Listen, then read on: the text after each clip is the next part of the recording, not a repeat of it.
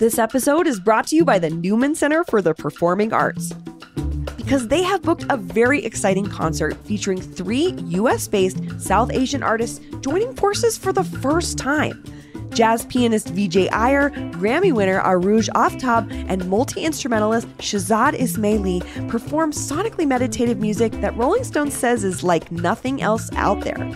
Again, that's September 30th at the Newman Center. Get your tickets today at newmancenterpresents.com or call 303-871-7720. Again, that's newmancenterpresents.com.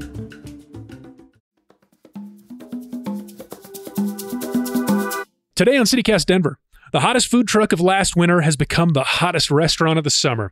And that's without a Michelin star, thank you very much. At least not yet. Penelope Wong of Yuen Wonton has been too busy making dumplings that keep flying off the line. But we got a coveted reservation for her new brick and mortar in Park Hill. So today we're asking, which came first? The food truck or Denver's dumpling moment?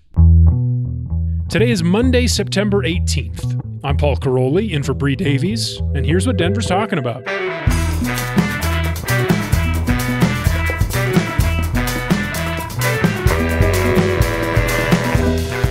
All right, I'm here with newsletter editor and resident foodie, Peyton Garcia. Hi, Paul. Hey. And joining us today is the assistant food editor at 5280 Magazine and the author of my new favorite column, all about dumplings I can go eat today in Denver. Ethan Pan is here. Welcome. Hey, thank you so much for having me. Thanks for being here. So Ethan, let's start with dumplings, because between your column and honestly my personal experience, dumplings are having a moment.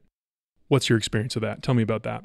I first ideated this column like months ago when there was sort of like a big hurrah, I would say, in like the spring.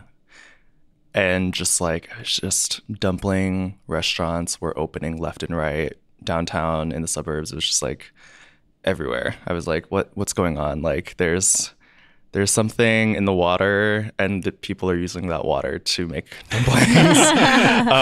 Do you think it was Penelope Wong's James Beard nomination? I mean, that was big news for sure. And also, she's the chef behind Yuen Wonton, which yes, we'll talk about more in a minute. Super impressive for, at the time, it being a food truck to get a James Beard nom. But I don't know. I mean, I think that there's probably, there's always a Chinese cuisine is a lot of these dumpling opens were Chinese restaurants. And, it's always been a classic in American dining scenes. But I think more and more people are like, we're ready to invest in the dumplings. We're ready to like build a concept around it. We're ready to so those are like the businesses, and then like consumers are ready for more laborious, more creative dumplings that might have a higher price tag, but are also probably worth it in the eating experience. So I think everyone's enjoying it, hopefully. Are you enjoying it, Peyton? Yeah. I mean, honestly, I didn't realize there was a dumpling moment happening until it was brought to my attention by you and then by Ethan's column. And then I was like, oh, is there a dumpling moment happening? And then after I had a lovely dinner with Ethan last night, I learned a lot about dumplings and the moment they are indeed having. Yeah, what'd you learn? I mean, it's so much. I'll start with the fact that I don't think I knew what a dumpling was. Would you have a definition? No. Okay. Why? I guess, there's a very rough definition that Peyton and I got into generally. So in my first installment of my dumpling column for 5280, it was just, I included a definition from Merriam-Webster, I'm pretty sure, that was just like boiled or steamed dough, like a piece of dough, and that's super vague. A lot. So I would say like generally dumplings are like bite-sized ish.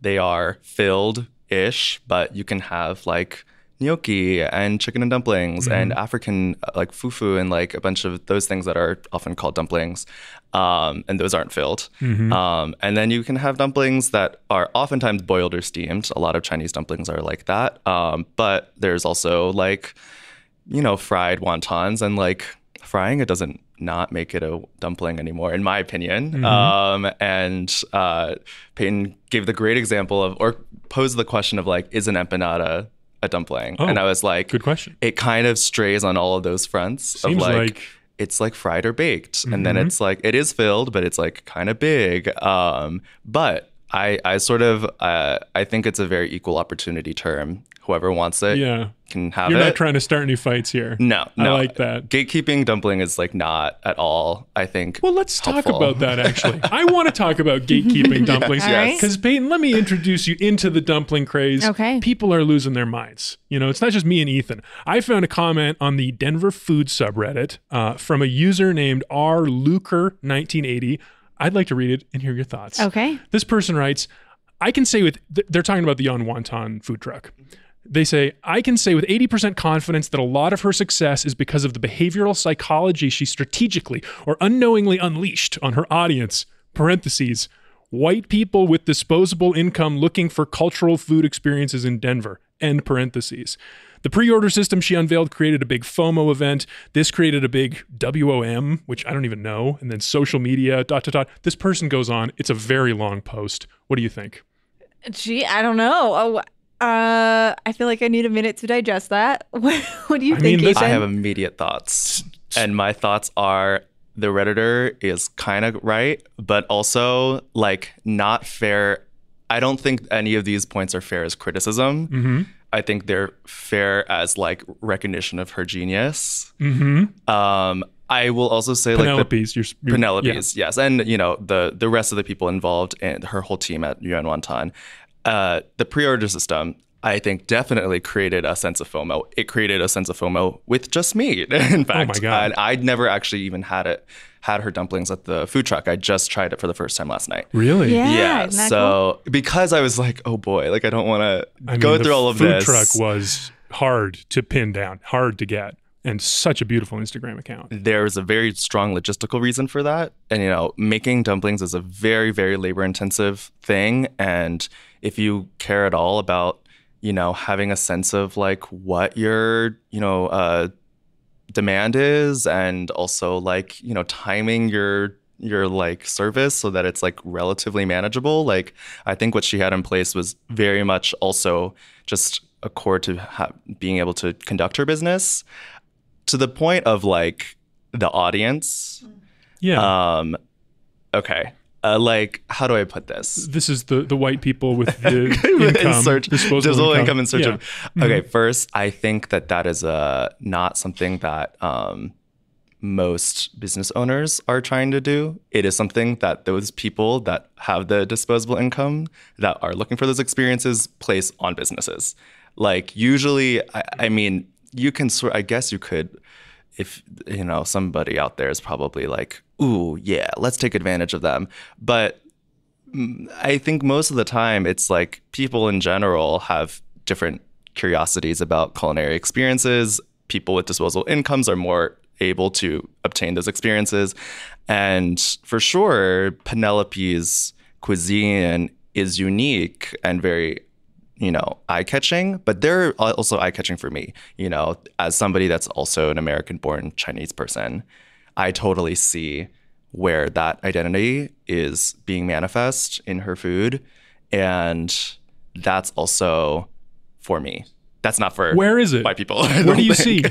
Will you share? What do you see in her food? Oh, I mean, it's like every single item. Every dumpling she has is like slightly traditional, but also slightly untraditional. Yeah, I mean, we had that whole conversation last night too, in some of the stuff that we were eating, and it was cool. It was really cool to have that experience with Ethan. If everyone could go with Ethan, it would be. Oh my gosh, I was so jealous that yeah. We only could get the one seat. Anyway, we're going to talk all about that experience you two had at the new restaurant, where she has completely changed her model and is making dumplings faster than ever, I imagine. But that's after a quick break and a word from our sponsors.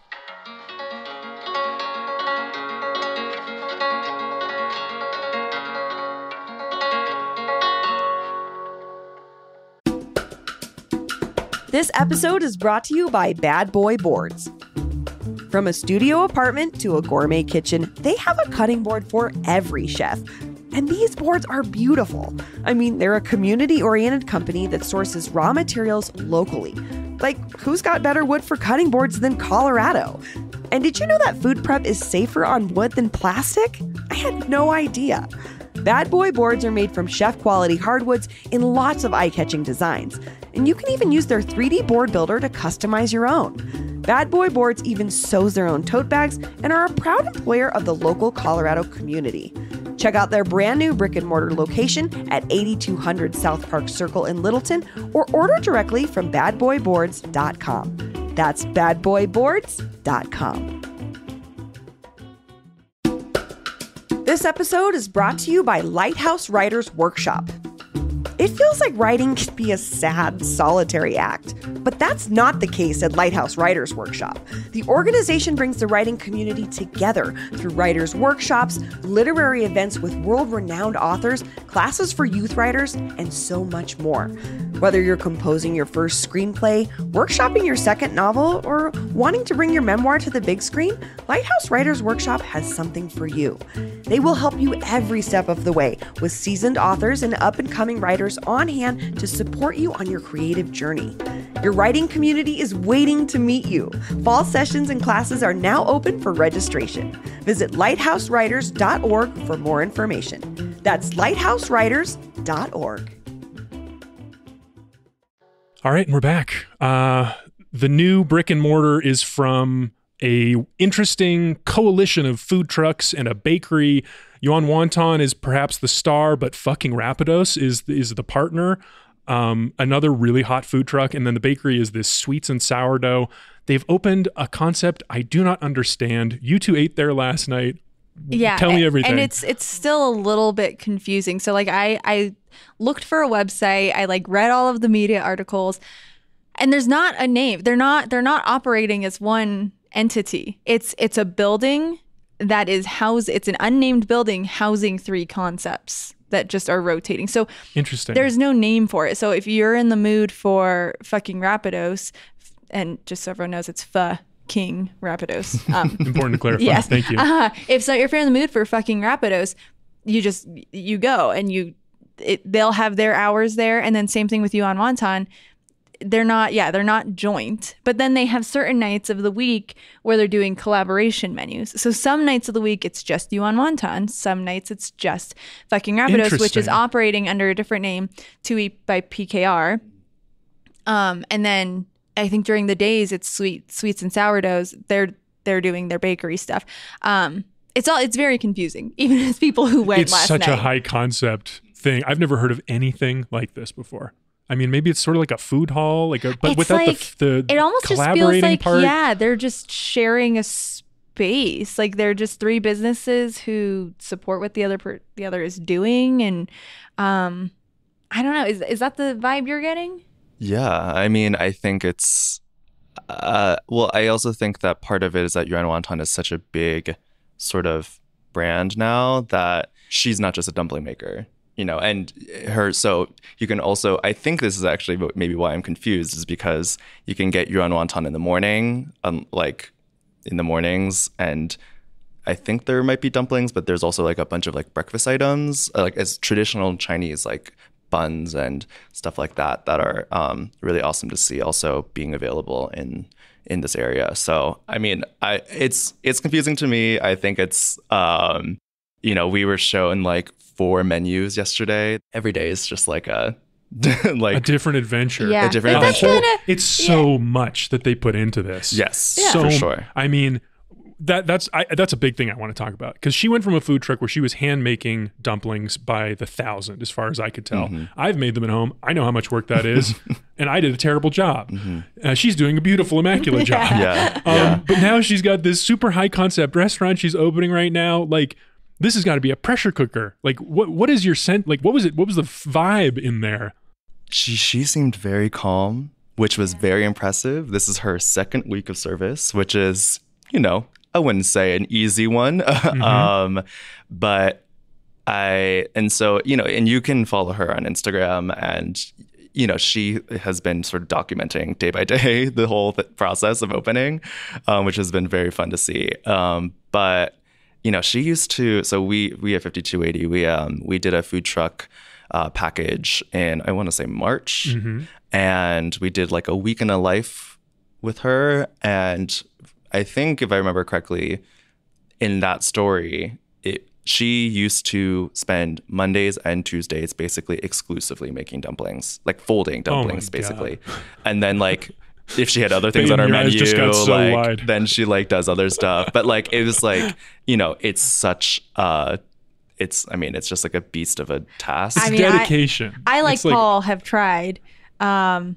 It's not easy. No. It's hard. Yeah. And they're to get them beautiful, like this. Right, and then they're ugly. Like, maybe edible, but mine are hideous. And that's part of the fun is that they're so gosh darn pretty. Tell me about the food last night. Was it pretty? Was it delicious? It was great. I thought it was fabulous. What did you think? Yeah, no, I totally agree. I feel like I wish there was like, you said this earlier, it was like I wish everyone could go with Ethan.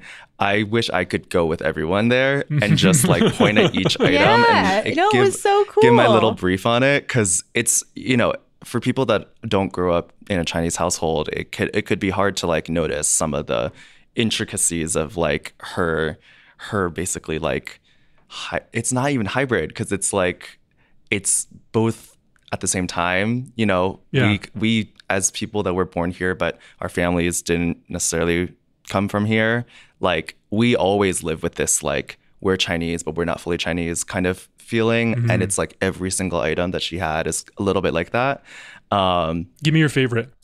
Tell me about your favorite one. You know what, funnily enough though, I do think that our favorite dumpling was the I believe it's like the collab with the fucking Rapidos. It was the khao soi wontons. Those were really delicious. What's in there? It was, I think, a chicken and chive. Yes. And then there was like a more like khao soi-ish curry broth, coconut thing with like kind of. It was so good. Like common khao soi toppings. Juicy. What does that word mean? Khao soi? Ooh, I think it's just the name of the dish. Oh, okay. My mistake. Go on. What else? I will also I had a very fun time eating. The dumplings are all immaculate, very pretty. I would say like a lot of the she nails the technical points. Like the doughs are made really well. Wontons are hold their shape, but are very slippery and, pleasant to eat. And I want to add right there, when we arrived, so this whole episode's supposed to be about dumplings, right? This whole thing with Ethan is supposed to be dumplings. And we arrived, and I got there before Ethan, and I looked at the menu and I saw one item that said dumpling. And I was like, well, how are we going to do this? There's one dumpling item here. I thought she was known for her dumplings. And then I had this conversation before we placed our order with Ethan about what a dumpling is and how it's not what you think of when it's not just pot stickers from P.F. Chang's, right? Which is how I think a lot of Americans think of dumplings. But these wontons, so when I say wonton, I think the deep fried crispy crab rangoon wontons, right? Sure. These wontons were, because Ethan kept calling them dumplings, and I was like, they're not dumplings though, they're wontons. And he was like, no, they're dumplings. And then when they came out, they very much look and feel and taste like they were dumplings. I don't know, it was just an interesting experience for me because they weren't what I thought a wonton was. And same with the bao bun. We ordered the bao bun, and you think of a bao bun as the open face sandwich thing, but it wasn't. It was a dumpling. Well, I also think that this gets into this very complicated mixture of language and so for the wontons, I call them huandun. That's how I called them growing up. They're always soupy. Crab rangoons are nowhere out. It's kind of just a crazy idea that somebody that had at some point, but would not be. I don't like the word authenticity, but it is also whoa. You're talking about the deep fried crab rangoon deep fried wontons is a very I would say not common thing that you'll see in China. I'll say that. I understand. Yeah, an American Chinese perhaps classic. Though I feel like there's a history about that that's actually very interesting. I'm sure there is, and I would like to know it. But I'll do some digging. But I'll put it in the newsletter. The wontons that were there, they look pretty similar to wontons, but they're just they're usually soupy. Or soupy to an extent, I guess.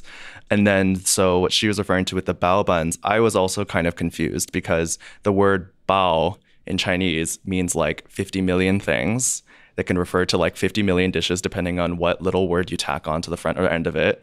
And so I thought, it was going to be that one that you fold in half that you often find like, I don't know, pork belly or something else inside. But it's actually what I would consider a much more commonplace thing that you find in China and Chinese households, which is, I call them baozi, which is like, it looks like a dumpling that just got like a yeasted, like a fluffier wrapping. Oh yeah. Yeah. And I told Peyton like that, like when I bit into it, I was like, oh, this tastes like Chinese food. Like this tastes like a Chinese baozi that like I grew up eating, but there's still a little twist. Like she put a quail egg in there and I was like, I've never seen that. And like, so everything is like, it's that mix of like traditional and also this sort of American-born Chinese identity that she holds. I think no matter what, when you go in, you're going to be surprised. You're going to be surprised by what's on the menu because it's always changing. Yeah. And then you're going to be surprised by what you order. If I hadn't had Ethan there, I think I would have, I was surprised that I did have Ethan there, but it's going to be a good, pleasant surprise no matter what. It was a delicious surprise no matter which way you flipped delicious it. surprise. It was good. There was nothing I disliked. That's a very good way to describe the restaurant. I want to wrap us up with a tough question that I think is maybe going to drive the Redditors a little bit crazy. Mm-hmm. This concept is so ambitious and it seems so involved. Can it possibly last? I hope so. I don't see why not. I think there's so many aspects of a business that most of us are completely not privy to. We see the pre-orders and we see the ordering side of it, but there's the margins out in the back and the labor and the ingredients and all of that. And if they can figure that out and keep the sort of quality up, I think of course it'll last. But I kind of think it's not our place to speculate. It's our place to go if we want. These people are offering us a service. We choose to spend the money to go or not go. And I would say don't yell at someone online and be mean just because you feel like you paid $2 extra for something that you like didn't love. I don't know. But I hope them the best because I think that they also are really fabulous people and deserve all the best. I like that. I want to just ditto what he said. I love what you just said. Perfect. That was beautiful. You put it so nicely there, Ethan. All right. Well, one last thing before I let you two go. The dumplings at other places are good too. Mm-hmm. And that's part of the fun is trying all different ones. So I thought we might all share a recommendation of a favorite dumpling around Denver. Who wants to start? I'll start because I feel like my answers are going to be infuriatingly vague. I will say I've been on the search for a really good dumpling for a while now. Mm-hmm. A Seat Serve does fine dumplings. Mm-hmm. They do good. This They're is fine. the ping pong place on 17th. Yeah, they're fine. I have had good dumplings at Cholan. Lon they were fine. Seminsma's spot. That said, he has a concept called Yum Cha that is branded as a dumpling house. And I went there when it first opened. Was pretty unimpressed. Ooh. Didn't like it. I thought it was a big miss, unfortunately. And I'm a fan of Lon's. So those are my recommendations for okay dumplings. I will say I've been on a search for a good dumpling since, gosh, a few years ago. I want to say 2019. So Steve Redzikowski, he's the chef up at Oak at 14th in Boulder. He was on Beat Bobby Flay, and he was going against his brother, Brian Redzikowski, who's a chef, I think, in California or somewhere else, somewhere not here. And he was doing dim sum as the thing that he was gonna go against Bobby Flay with. Sorry, this is long-winded. No, this is but great. We go. So they had a big viewing party, which actually we didn't end up viewing because Food Network pushed the show, so it just ended up being a party without a viewing. Hey, nothing wrong with that. He decided to make a dim sum party in honor of the dim sum that he fought Bobby Flay with, which that you didn't get to see him yes make. exactly. And anyways, he made some dumplings at that dim sum party that were just phenomenal. And I'm a big fan of Oak, and Steve Redzikowski, he's great. He did some pork dumplings, and They had a rotisserie chicken soup dumpling. I think actually Chase Devitt from Brighter is the one who made the soup dumpling. All that to say, you can't get those dumplings anywhere. It's just a very fond memory that has sent me on this chase looking for good dumplings. Wow. Thanks, Peyton. So wow. There's Great. my answer. Love that. Well, if Oak at 14th ever puts dumplings on the menu, I guess, yes. make the trip. Exactly. So maybe I'll do a quick one. I have J.W. Lee is this restaurateur who's got a lot of spots in Aurora, which is just a great culinary landscape to explore. I've enjoyed doing that. His dumpling shop, Soul Mandu, it's the more like yeasty, bready kind that you were describing. They're big. They're very big. They're very big. But they have a vegetarian one that I thought was just fantastic. Very filling. What do you think about Soul Mandu? I mean, I haven't been there, so I should go. I mean, I know JW, and he's prolific, I would say is the word. He certainly is. He has, I think, like 25, 26 concepts across like the like Denver / Aurora. What's the other stuff he does? I mean, he has there's a Korean chicken place. So oh my gosh, there's just so many. It's like he has a pocha, which is like this sort of like pubish concept. He has Tofu Story. He has Coffee Story, I believe. He has like a Korean barbecue. He has that Dagi? I don't Never maybe mind. I mean, he has a Korean barbecue hot pot. He just opened Lizakaya. Like it's very prolific. That's I the digress. way. But Interesting guy. Yes, for sure. Though I will say I don't think it's quite as fluffy as the thing that I was talking about, which is really okay. It's like, well, I'm interested in that. It's even like more bread. now. You have to think about it. It's like these baozi are like basically bread with filling, which is like, and you don't boil them. Like you just steam them and they go, which I love. Delicious. Yes. It's like a savory marshmallow. I love that. Oh, man, love that. That's hilarious. Ethan, hit us with your rec. I digress. Hit us with your rec. My recs. Okay. I'm gonna give you with like a couple of like cute like Chinese dumplings, like straight at the hip. Brian Dumpling House in Greenwood Village has just their normal pork dumplings. I actually really like just the normal pork dumplings, not the soup dumplings, not the whatever. Like those ones are quite good. And also though they have a very fun like multicolored soup dumpling thing that like you probably won't like every flavor, but you will probably like a majority of the flavors because there's like 8 of them. Okay. I also really like Yummy Dumpling. That's in like the northern suburbs. They're fun. They have like some like really funky ingredients or items, but their chili oil wontons are pretty good. And like, you know, they hit when I ate them. And I lobbed this to Peyton last night, and I will lob this to listeners.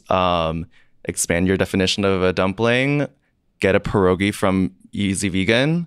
Ooh. They're so good. I've seen them at farmers markets. Yes. Like I live right by City Park Farmers Market. They're there every Saturday, and it is like they make pierogies right. I'm not an expert on pierogies, but if they're doing something right, those dumplings are really giving me it. You're an expert everything. on delicious food, and it gets your stamp of approval. Yes, very much so. Okay, wow. I am so excited to just try out more of these spots. Yeah. Thank you two so much for I guess going out to a nice dinner without me and then joining me this morning. Appreciate your time. Thanks. Read Ethan's column. It'll change everything you know about dumplings. I just have to throw that in there. It's great. Keep up with it.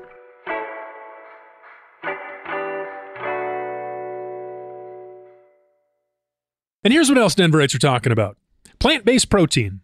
Okay, they're not actually talking about it that much. I'm just still thinking about it. On last Friday's show, I brought up the Thornton-based company Meaty and its sort of chicken mega factory that supplies Whole Foods and Bird Call. I talked about their tremendous growth and new venture capital backing, despite the rest of the industry flatlining. But now, according to Business Den, those venture capitalists are apparently ready to see some profit. Meaty is reportedly laying off roughly 30 people. So I'm left to wonder, will any of these plant-based protein companies be able to survive now that the fad is past?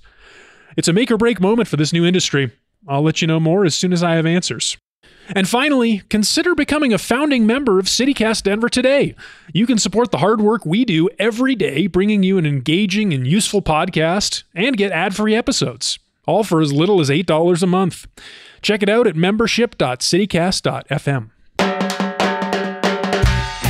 That's all for today here on CityCast Denver. If you enjoyed the show, why not take a minute to tell Penelope Wong, or whoever takes reservations over there, about us? Rate the show wherever you get your podcasts, and subscribe to our morning newsletter, Hey Denver, at denver.citycast.fm. We'll be back tomorrow morning with more news from around the city. See you then.